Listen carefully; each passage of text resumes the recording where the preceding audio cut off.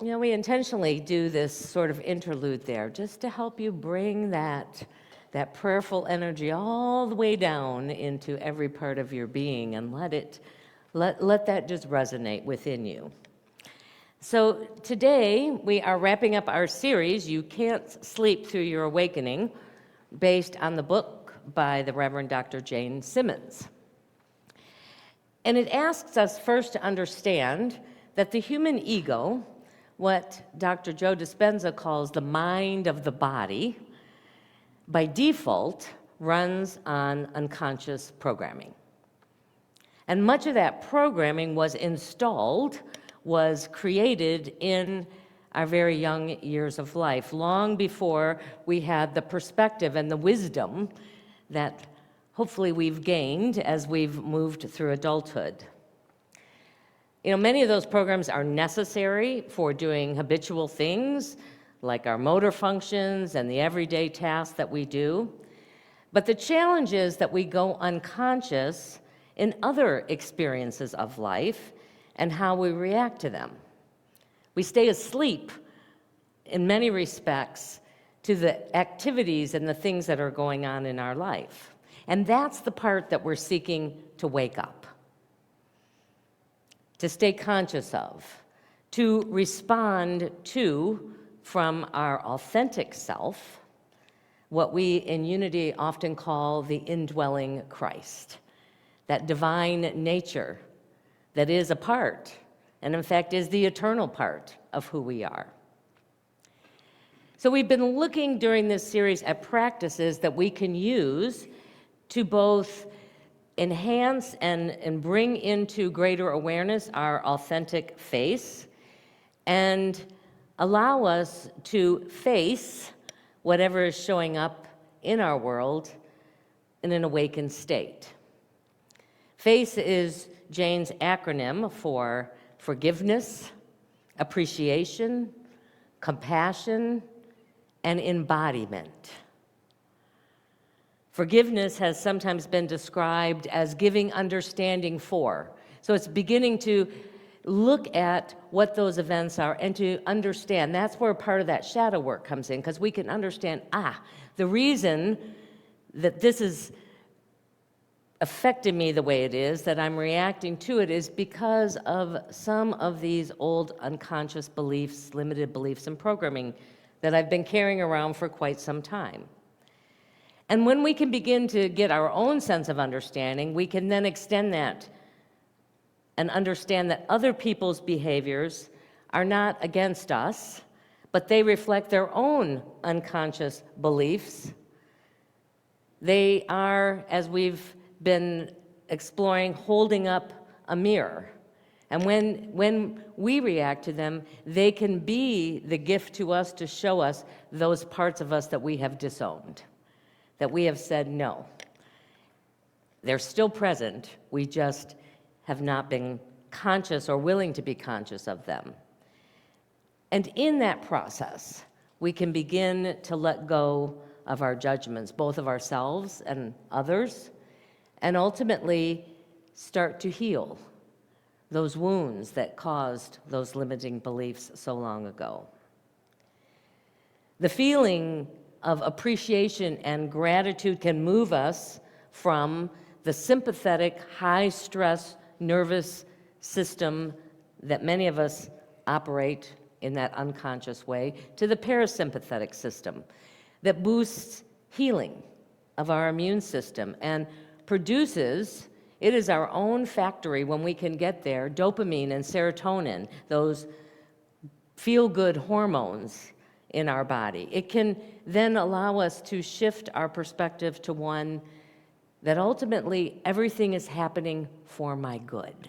Imagine if we had that lens of life as we went through the enormous challenges that this time of great change in our world, if we could say, but everything is happening for our good. Compassion is also deeply nourishing and healing as we embrace those parts of ourselves that we may have not wanted to accept, that make up our experiences of who we are, and ultimately through that process of compassion, to begin to integrate them back into our whole being. It helps dissolve our belief of separation and allows us to live from a more open heart. And finally, embodiment means that we have to practice, that we have to do our best to live it. We have to not just think about forgiveness, but we have to practice forgiveness. We don't just simply sort of passively look at something and say, oh, isn't that beautiful? We want to evoke a feeling of gratitude and appreciation, and ultimately compassion. These are the muscles that we have to regularly exercise. It doesn't just happen automatically. It's something that we have to consciously choose to be a part of our daily experience. Embodiment really represents the Unity fifth principle that says it's not enough to just know this. We have to live it. We have to walk it. We have to put it out there into our experience of life. You know, when I was thinking about this FACE acronym, it seems to, just these four things right now, seems to embody the central message, the primary message of Jesus, what he taught and what he demonstrated. And the demonstration part was the most amazing part for people. Not that we can all teach a lot of things, but to be able to live it is a whole different ballgame. He spoke a lot about forgiveness. It's right up there with love and with compassion. There's a lot of references that Jesus talks about forgiving, and he tells people, you've got to do it as many times as it takes. They're like, how many times do I have to keep, being in this willingness to forgive? And he says, as long as it takes to do it. As these early believers were forming in communities, it was also a central message because they were trying to navigate this human journey with wanting to embody the spiritual beings that they were now awakening to who they were. In Ephesians 4, this is how they were instructed. It says, get rid of all bitterness, rage, anger, harsh words, and slander, as well as all types of what they call evil behavior. Be kind to each other, tender-hearted, forgiving one another. It's still good advice for communities today, because whenever there's a big old group of people, we're going to have opportunities to practice. At least that's been my experience so far in the last few decades. Appreciation and gratitude and giving thanks played a central role in his teachings. When you look at the way things are described, we're told, in all things be grateful, for in all things is God. When we're judging something else as bad and wrong, we are judging, saying that God's not in the midst of that. And yet Jesus said, in all things is God. Compassion, or mercy, as it's often referred to in the Bible, was central in every healing performed. You look at any healing Jesus did, and it began with him feeling a sense of compassion for the people who were in front of him.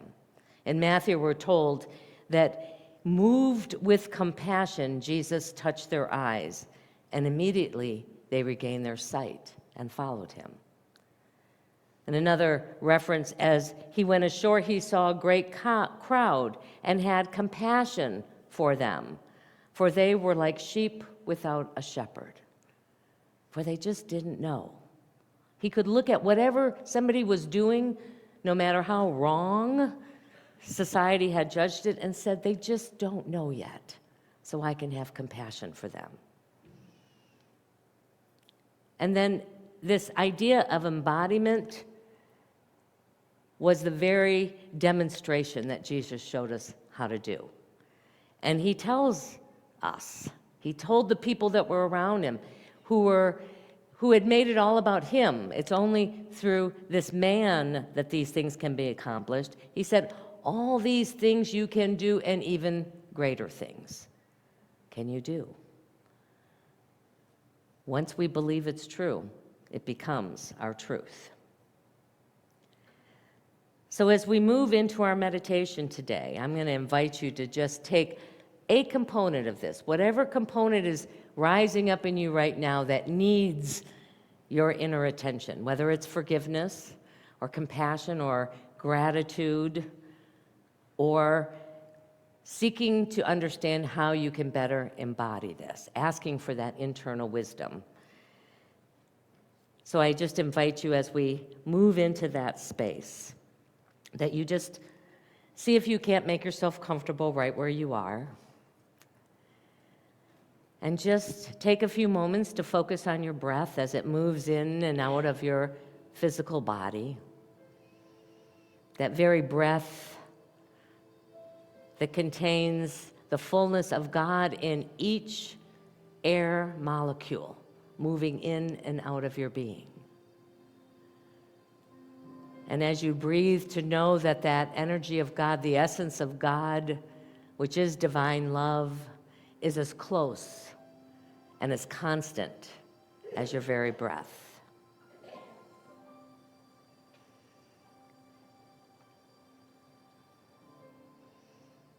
And see if you can't let that thinking part, the part that we associated with the brain and the head, slowly begin to sink down until it gently comes to rest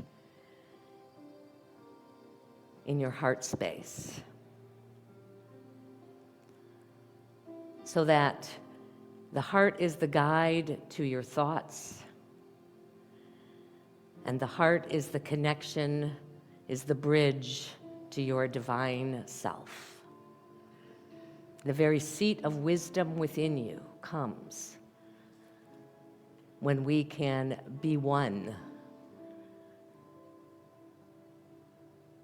from our heart.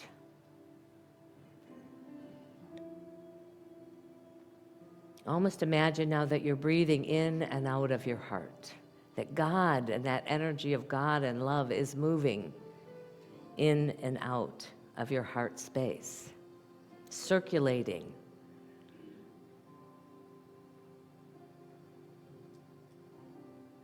And then just be open to how that indwelling spirit within you is calling you into greater awakeness in your life right now. If it's to forgive and let something go and feel the freedom of not having that be what informs your life. Just practice seeing if you can release it with the breath and infill that space with that energy of divine love.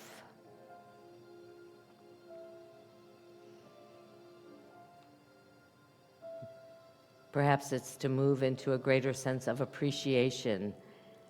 Just bring into the mind of the heart all of those things that are good in your life, in the world. And let that sense of gratitude and appreciation grow and move and fill and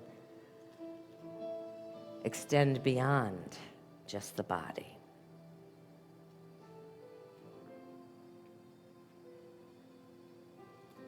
If you're in a difficult place right now and struggling, see if you can't have compassion. Compassion for yourself and the other people who might be involved. Knowing that we're each on our journey to awaken.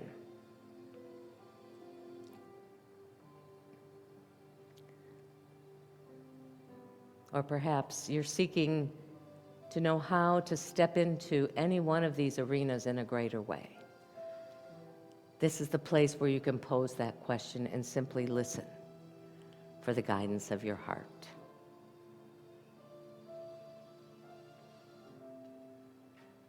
We'll move for a few moments into the silence and just allow whatever your greatest intention is to unfold in this moment.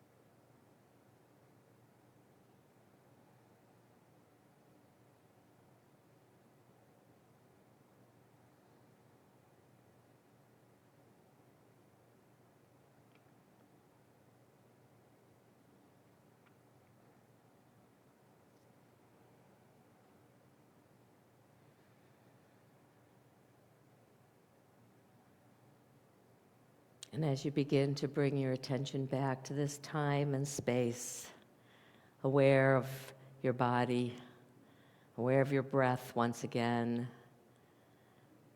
and the chair that's supporting you, know that you can return to this inner place of healing and wisdom in any moment. In fact, that's one of the best ways we can embody forgiveness, compassion, and gratitude. And if we ask, we will receive. So as you just perhaps wiggle your toes and fingers to bring you back fully awake, whenever you're ready, you can open your eyes.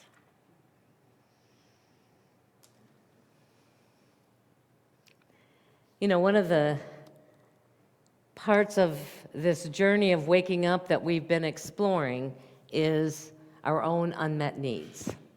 And I just want you to know, if you feel like, you have a long list that you didn't get met in your childhood or early adolescence and even into adulthood, you're not alone, because even if we had Mary and Joseph as our parents, every human being is struggling in this journey just like we are, and is not always available or has the capacity to know and then show up in that way.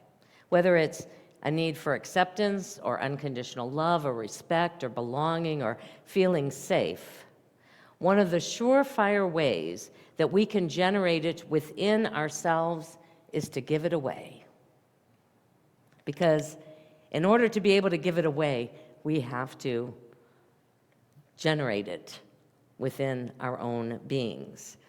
Imagine what a force for good we could be if everyone made it their personal mission and responsibility to give to the world what he or she needed and didn't get. Not only do you bless the world, but you bless yourself in the process. As you give it, it just seems to naturally flow back to you. And when we give the world forgiveness and compassion, we give it to ourselves. Living as the Christ can be embodied the simplest and the easiest when we follow the golden rule. And interestingly enough, this particular idea is in every major religion, it's in every philosophy out there. It is something that everyone and anyone can embrace as part of their spiritual path. And I know you've heard it before, but today you get a reminder again. Do unto others as you would have them do unto you. It was certainly a central message of Jesus. That is the action. If you want to know when you're being your authentic self, you'll know when you're living from that space. And we don't do these practices because unless we do, God won't accept us, or we won't get into that place that has been called heaven.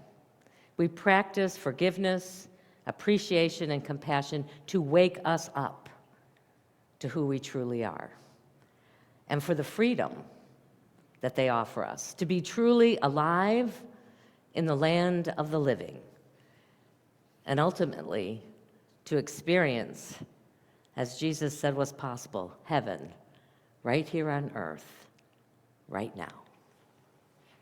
Well, it is our opportunity now to share of our financial good with this community.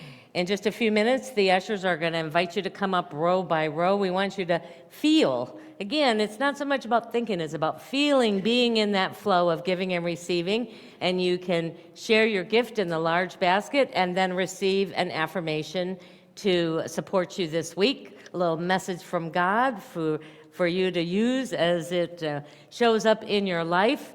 And even if it's not your Sunday to share, we want you to, if you're able, to come and be in that flow. And you can just put your hand over the basket, or we have little cards if you give electronically, which many people do, that you can grab from the pocket in front of you and place that in the basket. So we are so blessed We are living in the land of abundance, and we are grateful for all of the ways in which we receive our good and which we share that with the world. And so let us take what we offer today into our hands, into the energy of our heart, and bless it. Together, divine love, through me, blesses and multiplies all that I have, all that I give, and all that I receive.